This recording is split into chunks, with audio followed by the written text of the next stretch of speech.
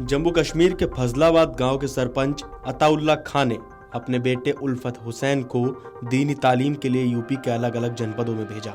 उसने बरेली रामपुर में दीनी तालीम तो ली, लेकिन फिर मुरादाबाद में आतंकी नर्सरी तैयार करने में जुट गया। उसने कई लोगों को अपने साथ जोड़ लिया और पाकिस्तान ले जाकर हिजबुल मुजाहिदीन के आतंकी कैंप में ट्रेनिंग दिलवाई और आतंकी घटनाओं को अंजाम देने के लिए तैयार किया।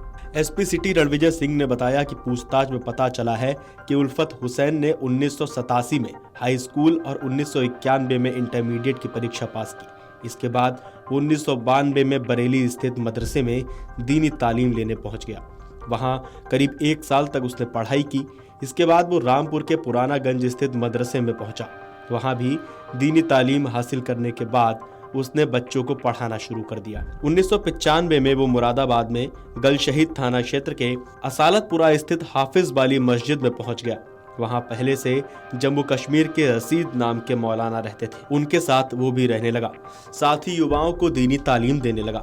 इसी दौरान उसके संपर्क में मोहम्मद रिजवान, मोहम्मद तकी, जफर और नसीम आ गए। उन्हें तरह तरह का लालच दिया और देश के खिलाफ भड़काकर आतंकी बना लिया। आतंकी उल्फत के साथ जेल भेजे गए अन्य 4 आरोपी जमानत पर रिहा हो गए थे।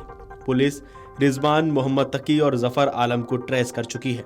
अब उल्फत को भी गिरफ्तार कर लिया गया, लेकिन अब तक नसीम के बारे में कोई जानकारी पुलिस नहीं जुटा पाई है। एसपी सिटी ने बताया कि मूढ़ापाड़े के सट्टू नगला निवासी मोहम्मद तकी उर्फ कारी वर्तमान में कटघर क्षेत्र में काशीपुरा तिराहा के पास सिद्दीकी कॉलोनी में रहता है और झाड़ फूक का काम करता है। नागफनी थाना क्षेत्र के डिप्टीगंज में झब्बू का नाला निवासी मोहम्मद रिजवान ने पीतल का कारोबार शुरू कर दिया है। इसके अलावा रामपुर के मिलक खानम थाना क्षेत्र निवासी जफर आलम भी प्राइवेट नौकरी करता है।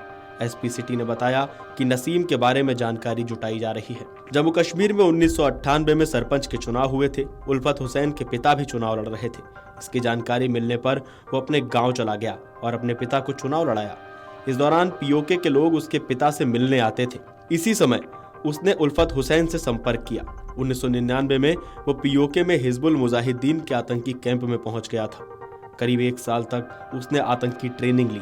ट्रेनिंग लेने के बाद वो वापस जम्मू कश्मीर आया और इसके बाद 2000 में फिर से मुरादाबाद आ गया था। फिर यहाँ आतंक की नर्सरी तैयार करनी शुरू कर दी। आतंकी संगठन हिजबुल मुजाहिदीन के सदस्य उल्फत हुसैन ने दोबारा मुरादाबाद आकर रिजवान, हैदर, जफर आलम, मोहम्मद तकी और नसीम से संपर्क किया। उन्हें बताया कि वो पीओके में जाकर ट्रेनिंग लेकर आया है। इसके बाद उसने सभी लोगों को बरगलाना शुरू कर दिया। पुलिस का दावा है कि साल 2001 में वो रिजवान, हैदर और जफर आलम को अपने साथ पाकिस्तान ले गया और वहां ट्रेनिंग दिलाई।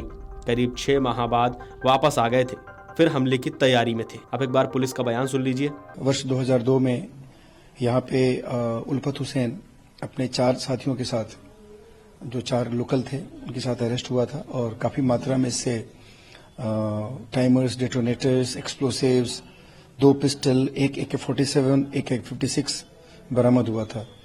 इनफैक्ट ये जो उल्फत हुसैन है ये सुरनकोट पूंछ का रहने वाला है और ये 1992-93 में यहाँ रामपुर बरेली में इसने दीनी तामील हासिल की थी और उसके बाद ये असालतपुरा थाना गलशहीद क्षेत्र में आकर के हाफिजों वाले मस्जिद में इमामियत कर रहा था। कुछ दिन के बाद यहाँ से ये चला गया और 97 में संभवतः ये मुरादाबाद से गया और जाकर वहाँ पे अपने गांव में लोगों को तामील देने लगा। 2008 में ये यहाँ से जमानत पे रिहा हुआ। उसके बाद पुनः इसको समन और वारंट जारी हुए, बट इसने माननीय न्यायालय में अपना ये आया नहीं और 2015 में इसका परमानेंट वारंट जारी हुआ था। 299 की कार्रवाई के बाद इसकी जो फाइल थी उस फाइल को दाखिल दफ्तर करने के पश्चात permanent warrant for next 30 years जारी हुआ था। पुनः हम लोग लगातार इसके पीछे लगे हुए थे, जो ATS की टीम है प्लस लोकल थाने, हम लोग इसको लोकेट करना चाह रहे थे और इसी में हमारे पास कुछ इनपुट थे। उसमें हम लोगों ने इसको जाकर के वहां से कल अरेस्ट किया है। इसके ऊपर 25,000 रुपये का इनाम भी घोषित किया गया था और इसका जो वारंट था वो वारंट भी 5 तारीख को रीइशू हुआ था।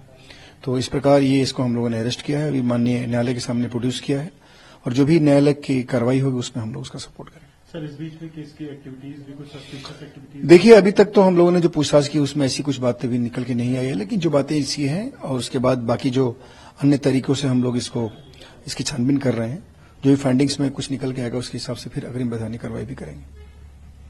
Thank you. पूरी खबर पर आपको क्या कहना है, आपको क्या लगता है, हमें कमेंट करके बताइए और देखते रहिए अमर उजाला।